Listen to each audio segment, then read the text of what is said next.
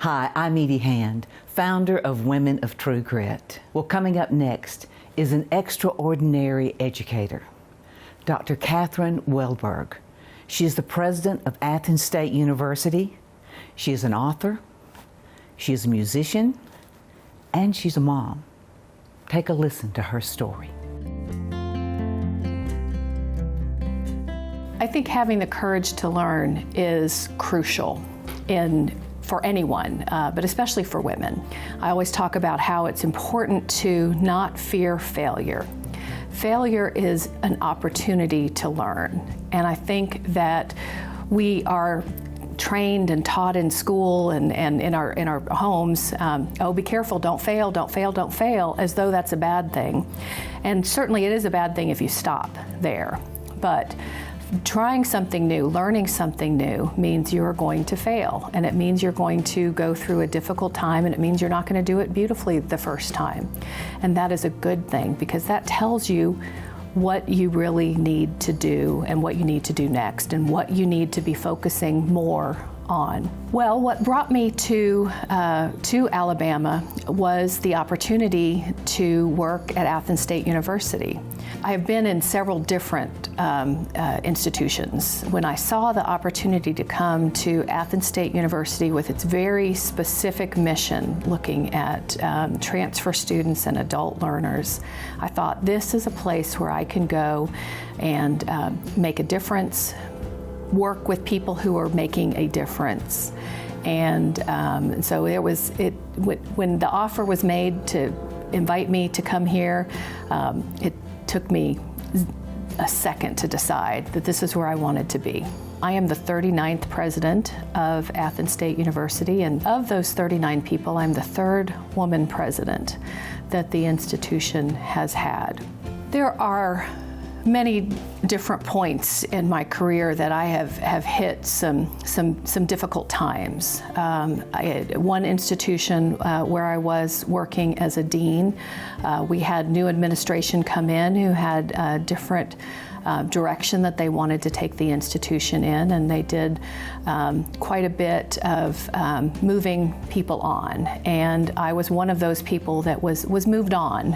Sitting there hearing from the Human Resources Department that my services were no longer required was an amazingly difficult point, because I had put my heart and soul into the work that I did there, and to realize that it wasn't enough, or it wasn't correct, or it wasn't something that they valued was really hard to hear.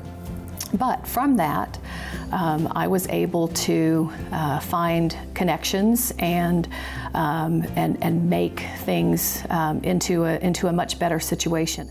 Well, here we are on the sofa in your fabulous office. Yes, we are, and we have a little extra bling going on here. Well, I want to know the story behind this, and I know the audience is wondering, what are they doing now? Okay. Well, the story behind my tiara collection, and I do have a collection. I was a new faculty member at a college, and we were getting ready for our accreditation visit. It happens about every 10 years, and so it is a big deal when it happens.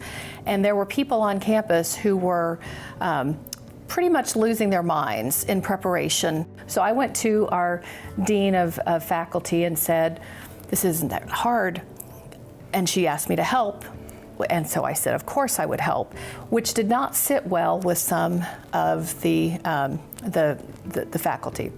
And one in particular was very upset with me, and he came into my office and he leaned over my desk and he actually shook his finger in my face and said, "Who do you think you are, the Tsarina of assessment?"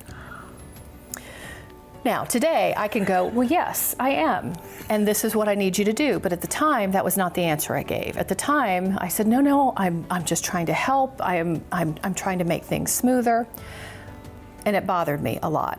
And I went home and went to a very dear friend of mine and told her the story. And she looked at me and she said, "Catherine, you are the Tsarina of assessment." And she went into her daughter's room and she got a tiara from her daughter's dance class and brought it out and she put it on my head and she said, "You own that, Catherine." So I did, and as I told other people the stories, I have had many of my friends and colleagues give me tiaras and crowns from different places, and so I have amassed a bit of a collection of these. I love this. This does make you unique. You know? I've done a lot of interviews, but I've never sat around with a crown on my head before.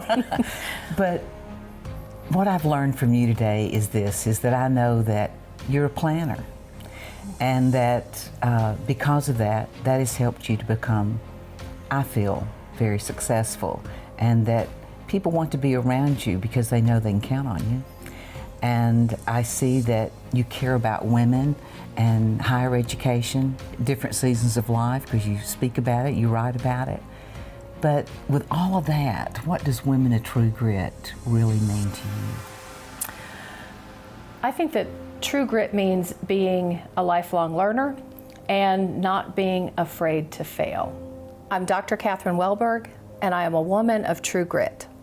For more inspiring stories like this, visit ediehan.com.